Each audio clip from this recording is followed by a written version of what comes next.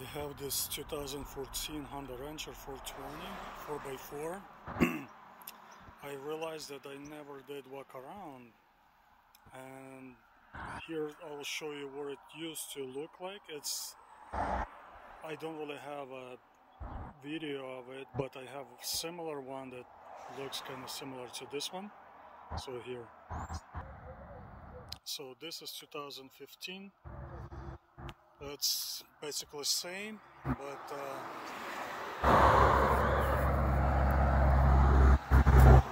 1 year newer, but they used to be similar.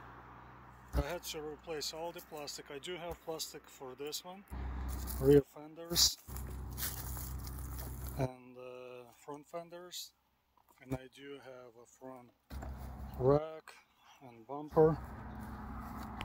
So yeah, so that's what it used to look like, and I'll show you what it looks like right now.